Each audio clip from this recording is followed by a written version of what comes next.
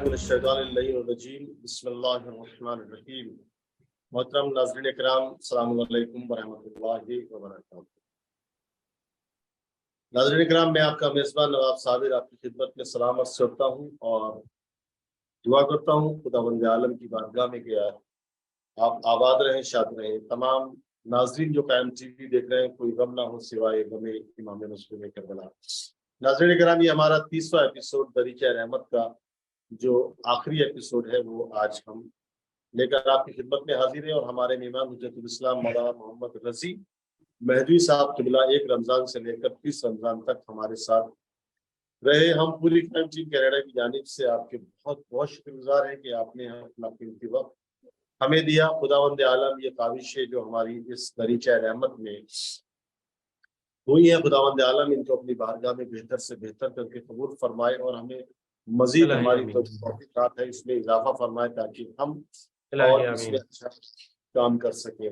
بہت دعائیں ہیں آقا آپ کے لیے، پوری ہماری قائم ٹیم کی طرف سے اور خصوصاً میری طرف سے آپ کے لیے بہت بہت دعائیں۔ خداوند عالم آپ کو اپنے حفظ و امان میں رکھے، آپ کے علم میں مزید اضافہ فرمائے۔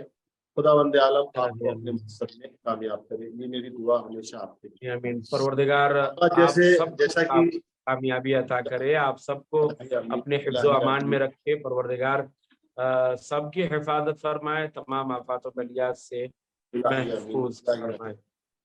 آقا جیسے یہ ہمارا آخری ایپیسوڈ ہے ماہ مبارک رمضان کا، جو ہمارا یہ دریچہ رحمت، آج ہمارا یہ آخری ایپیسوڈ ہے، اور 23 رمضان سے لے کے اور آج تک ہم نے مولا متقیان علی ابن ابی طالب علیہ السلام کی جو وصیتیں ہیں وہ آپ نے قائم ٹی وی کے ناظرین کی خدمت میں رکھی۔ اگر یہ 1 رمضان سے لے کر 30 رمضان تک پوری دنیا میں عبادتیں ہوئی، ماشاءاللہ خوب افطار ہوئے، اور خوب خداوند عالم کی بارگاہ میں لوگوں نے نمازیں پڑھی، اور ہر انسان جو ہے اس ماہ مبارک رمضان میں خدا کی عبادتیں کی۔ جب رمضان آتا ہے تو ہر انسان کے دل میں ایک خوف ہو جاتا ہے کہ ہمیں خداوند عالم کی عبادت کرنی ہے، ہمیں روزہ بھی رکھنا ہے، اور ہمیں صبح اٹھ کے فجر کی نماز بھی پڑھنی ہے، اور فجر کی نماز کے ساتھ ساتھ ہمیں نماز تہجد بھی پڑھنی ہے، اور چاہتا ہے کہ ہم اپنی لائف میں بہت زیادہ عبادتیں کریں۔ لیکن جب رمضان کا 30ویں رمضان آتی ہے، اور 30ویں رمضان کے بعد جو عید گزرنے کے بعد جو ہمارا دن آتا ہے، تو اس میں دیکھا گیا، آپ نے بھی دیکھا ہوگا کہ مسجدوں میں جو وہ چمک دھمک ہوتی ہے، جو مسجدوں میں مومنین کی تعداد ہوتی ہے، وہ تعداد آہستہ آہستہ کم ہوتی چلی جاتی ہے۔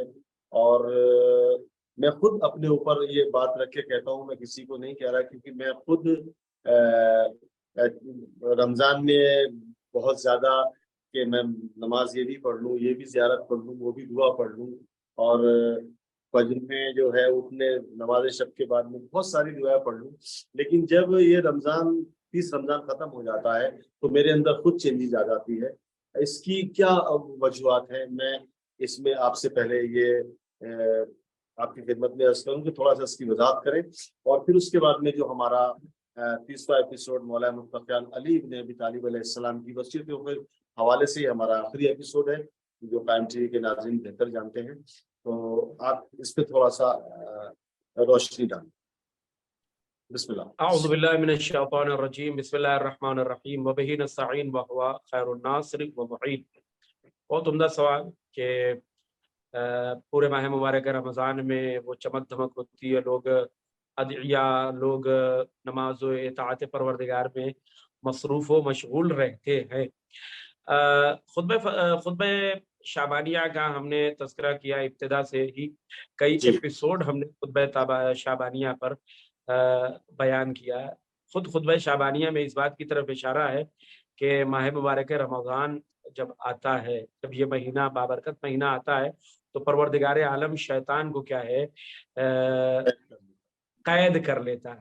ٹھیک ہے، میں ایک واقعہ آپ کو سناتا ہوں حضرت سلیمان نبی کا، پھر بات اور زیادہ واضح ہو جائے گی کہ جناب سلیمان نبی نے پروردگار عالم سے کہا کہ پروردگار میں شیطان رجیم سے بدلہ لینا چاہتا ہوں, شیطان رجیم کو قید کرنا چاہتا ہوں.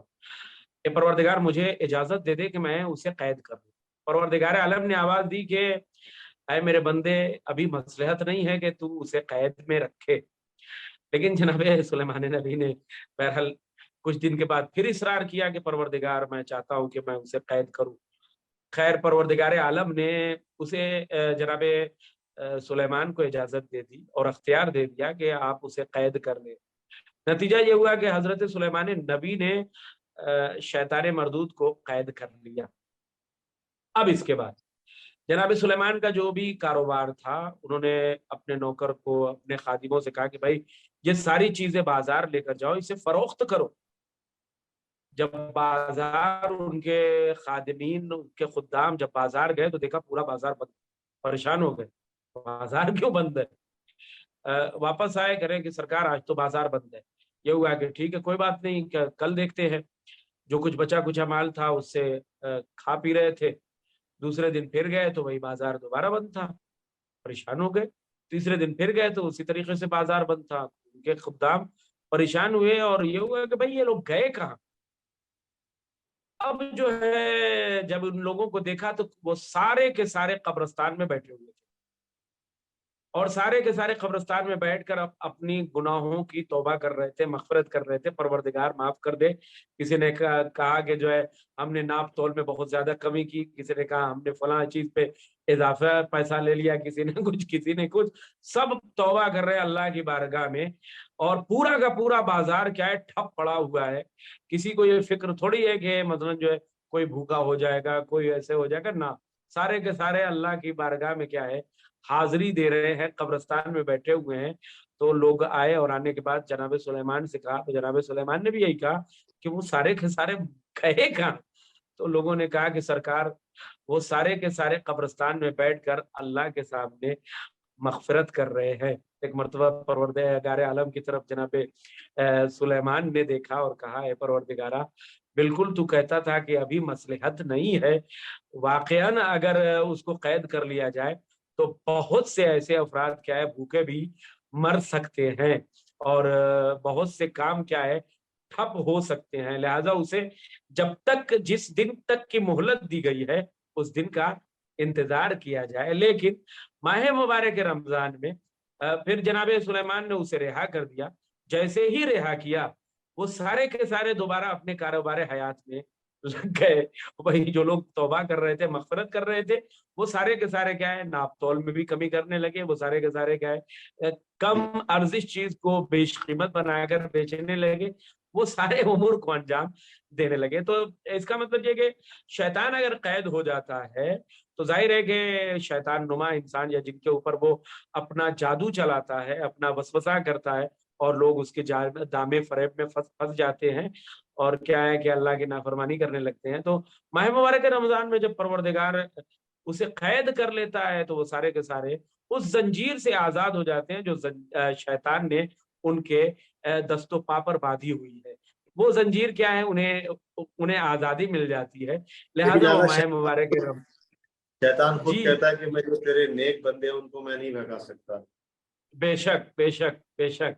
تو جب وہ زنجیر ان کے پاؤں سے کھل جاتی ہے شیطان کی وسوسے کی, تو سارے کے سارے ماشاءاللہ مسجد, طاعت و عبادت اور عدیہ دعا وغیرہ میں مشغول ہوتے ہیں.